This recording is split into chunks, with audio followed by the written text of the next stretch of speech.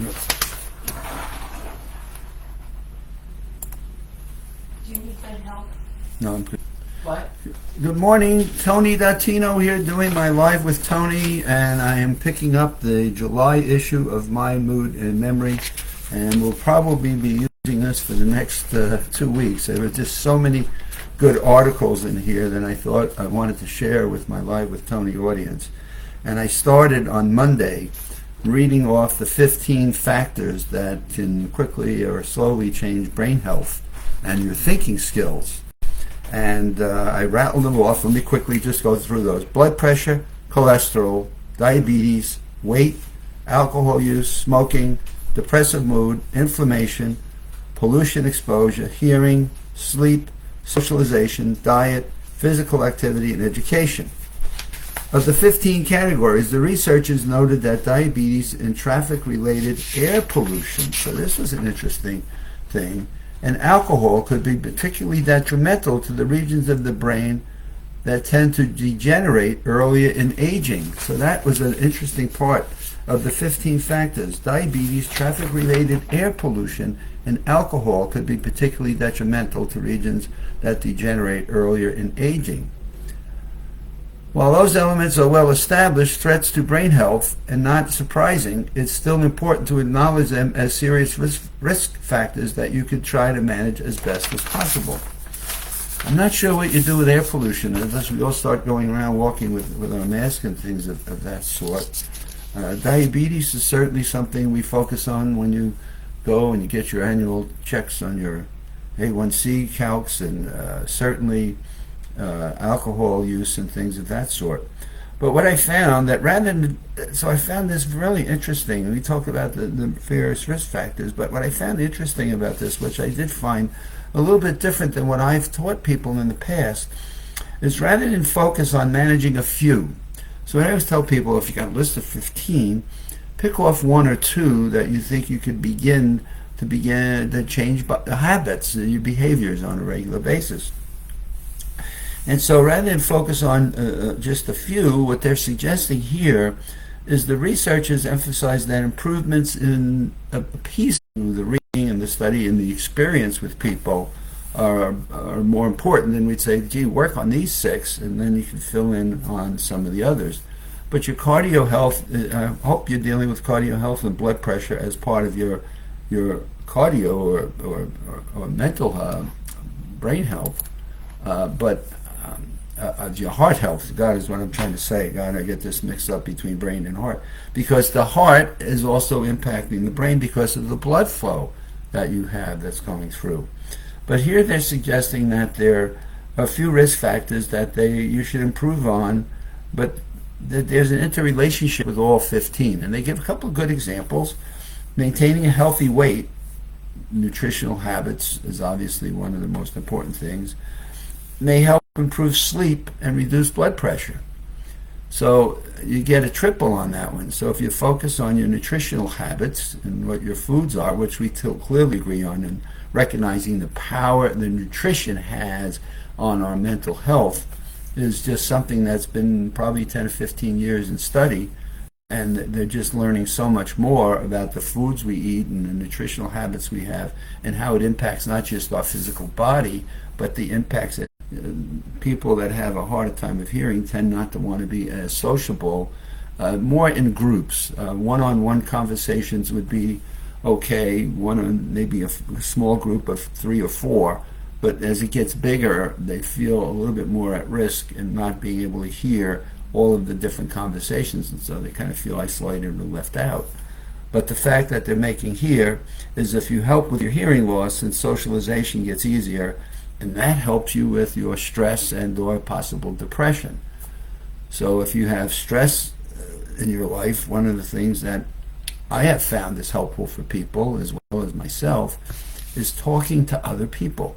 I always remember my mom saying, Anthony, one of the ways you learn is by talking to other people. And it's amazing if you share some of your good and some of your challenges that you have, what you might learn from how other people are handling the same challenges, the same issues and or problems. Various studies implicate some risk factors as more important than others. when it comes to the risk they pose to brain health.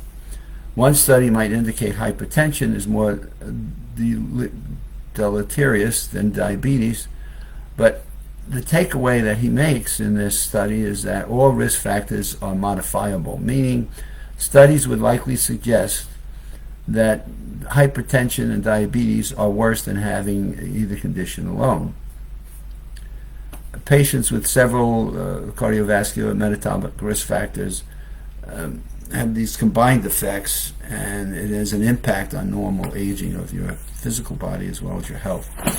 So I found that what was important to me in looking at this and making changes is that you got to start somewhere.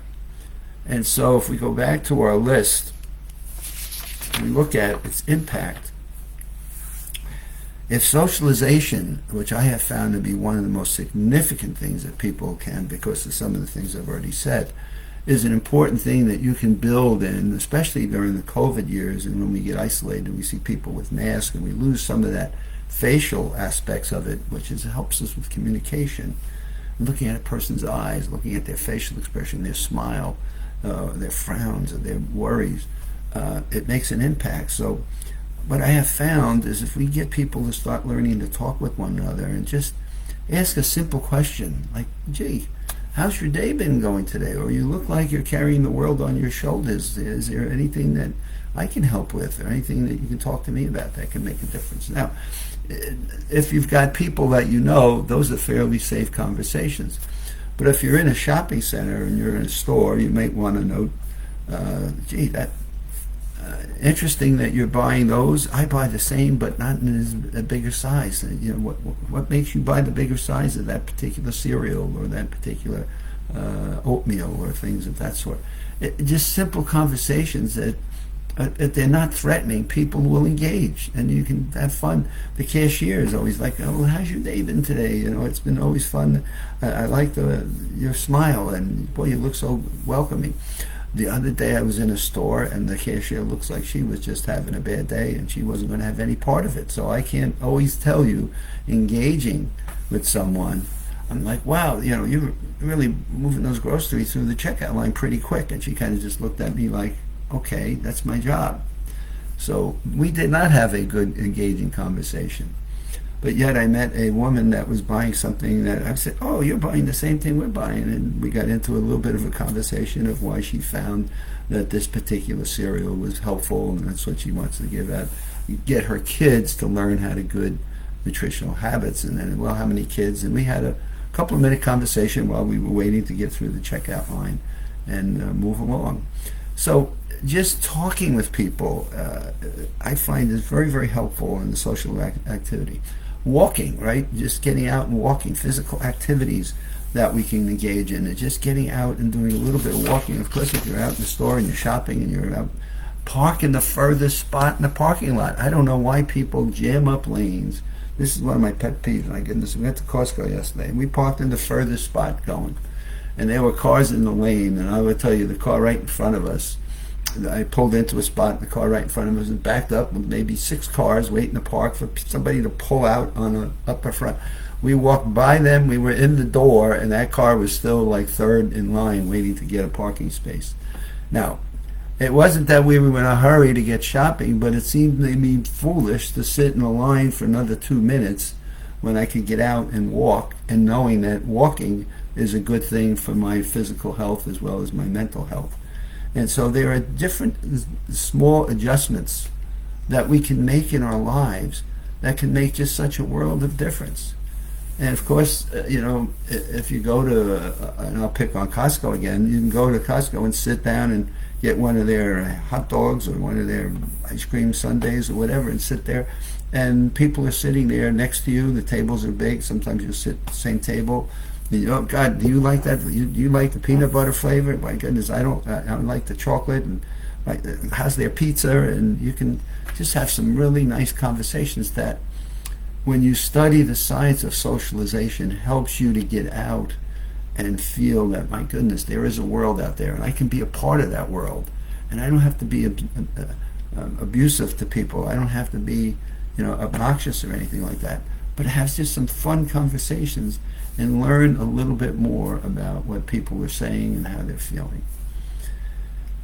And so goes our first article. I'll pick up the next one on Friday, but learning to manage the risk factors that lead to accelerated brain aging. I'll go through them one last time. Blood pressure, cholesterol, diabetes, weight, alcohol use, smoking, depressive mood, which I have / stress, inflammation, pollution exposure, hearing, sleep, socialization, diet / nutrition, physical activity, a walk, and your education. And this comes from the July issue of My Mood and Memory. So if you just, and again, I'm going to go back and disagree with the author here. I'm going to say work on 2 or 3 of them and see how you can work on your nutrition, your walking, your socialization, and you'd start to get some major benefits. And then take a look at the USA Memory Championship website and just kind of scroll out and look at the course, the 6 key factors for long-term brain health. I think we've captured something there that's really crucial for people and their cognitive fitness for the long term. See you on Friday. Have a good rest of your week.